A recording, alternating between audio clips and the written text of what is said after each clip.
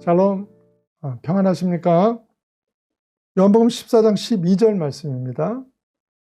내가 진실로 진실로 너에게 이르노니 나를 믿는 자는 내가 하는 일을 그도 할 것이요 또한 그보다 큰 일도 하리니 이는 내가 아버지께로 감이라. 이런 말씀을 들을 때 실감이 안 나죠. 우리가 어떻게 예수님보다도 큰 일을 하겠어요? 그런데 성경에는 절대 헛된 약속이 없습니다. 또 그리고 진실로 진실로 이렇게 두 번씩 할 때는 이건 굉장히 강조죠. 반드시 그렇게 하시겠다는 뜻입니다. 예수님을 믿으면 예수님이 하신 일을 할 뿐만 아니라 그보다 더 큰 일을 한다고 했는데, 그렇다면 내가 예수님이 하신 것보다 더 크게 할 수 있는 일이 무엇입니까? 그것을 알자면 먼저 주님이 하신 일이 무엇인가를 알아야 됩니다. 예수님께서 하신 일이 무엇입니까? 예수님이 이 땅에 오셔서 눈먼 자를 고치시고 바다를 잠잠케 하시고 빵 5쪽 물고기 2마리로 5,000명을 먹이시고 죽은 나사로를 살리셨습니다. 그렇다면 주님은 병 고치고 빵 나눠주시기 위한 목적으로 이 세상에 오신 겁니까? 아니죠. 이런 이적들을 통해서 사람들에게 우리가 알고 있는 세계가 전부가 아니라는 것을 알게 하시기는 했어요. 그런데 그것이 궁극적인 목적은 아닙니다.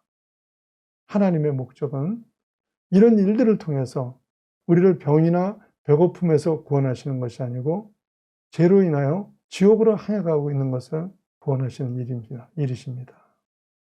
그렇다면 주님이 이 땅에서 하신 일은 모두가 생명을 구원하시는 일이었고, 우리가 주님보다 더 크게 할 수 있는 일도 바로 생명을 구원하는 일인 것입니다.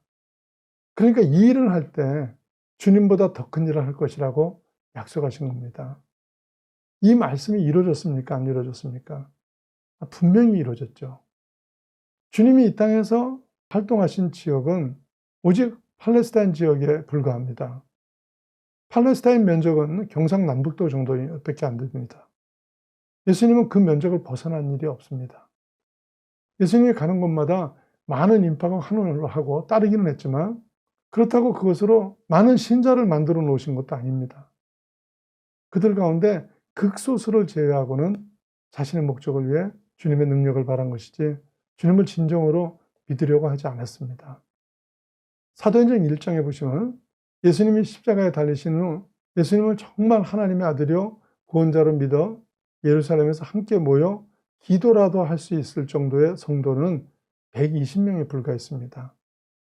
그런데 예수님이 떠난 뒤에 그분의 제자들의 활동은 어땠습니까? 그들은 로마를 비롯하여 인도, 중국 등 온 세상으로 퍼져나갔고, 그들로 인해 예수님을 믿게 된 수는 그 수를 헤아리기가 어려울 정도입니다. 아까 말씀드린 요한복음 14장 12절 말씀이요. 내가 진실로 진실로 너에게 이르노니 나를 믿는 자는 내가 하는 일을 그도 할 것이요 또한 그보다 큰 일도 하리니 이는 내가 아버지께로 감이라는 이 약속이 이루어진 것이죠. 그 약속대로 오늘날 우리는 5대양 6대주를 누비면서 예수님이 하신 일을 완성하고 있는 것입니다. 그러니까 내가 한 일보다 더 큰 일을 한다는 하나님의 약속은 내 욕심과 내 목표를 그렇게 해주시는 것이 아니라 예수님이 하신 일을 할 때 그렇게 하신다는 거죠.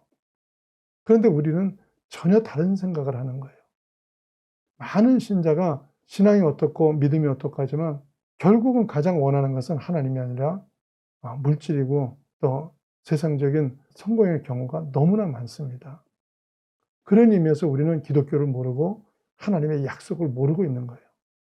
누구든지 합당하게 구하는 자는 주님께서 이 땅에 행하신 것과 똑같은 일, 그보다 더 큰 일을 할 수 있습니다.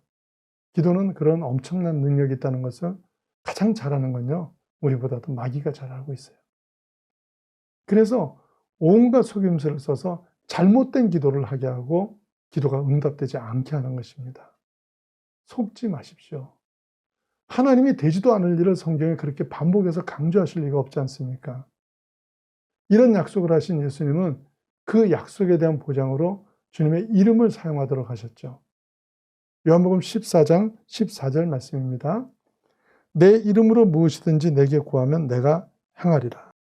그래서 우리는 기도를 마칠 때마다 예수님 이름으로 기도드린다고 선포를 하는데, 이렇게 예수님이 이름을 주실 때는 그 이름의 권세를 주신 겁니다. 은행에 한 푼도 없는 사람이라도 빌 게이츠가 사인을 한 100만 불짜리 수표를 은행에 내면 그 사람은 100만 불을 받게 되는 것처럼, 우리는 하나님이 기도를 응답해 주실 위무도 책임도 아무것도 없지만 예수님의 이름을 주셨기 때문에 그 이름 때문에 우리의 기도를 들어주신다는 겁니다. 그러니까 쉽게 말해서 기도를 할 때 그 이름을 사용하라는 것은 바로 내 이름 되고 다 가져가, 이런 말씀입니다. 우리에게 예수님의 이름을 사용토록 하신 것은 그런 엄청난 권세를 허락하신 겁니다. 그러나 주의 이름을 사용할 때는 권리와 동시에 책임도 생각을 하셔야 합니다. 그런데 대부분의 사람들은 이 말씀을 보면서 무엇이든지 다 들어주신다는 것만을 생각하죠.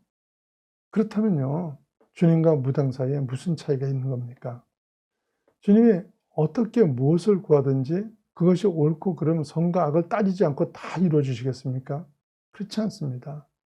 하나님의 이름을 쓸 때는 그분의 이름에 합당한 생각을 하고 삶을 살 때 살아야 되는 책임이 있는 것입니다.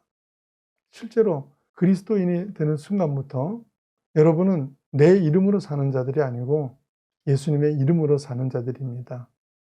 내 이름으로는 불의와 타협할 수 있고 탐욕을 채우기 위해 거짓을 행할 수도 있지만 주님의 이름을 위해서는 그럴 수가 없는 게 우리의 입장인 겁니다. 예수님의 이름으로 사는 우리들은 예수님의 이름에 대한 부담이 있어야 합니다. 우리는 이제 더 이상 내 이름으로 사는 자들이 아니라 예수님 이름으로 사는 자들임을 아는 가운데 예수님의 이름을 합당하게 사용해서 주님보다 더 큰 일을 하고 하나님 앞에 영광 돌리는 인생이 되시기를 예수님 이름으로 축원합니다.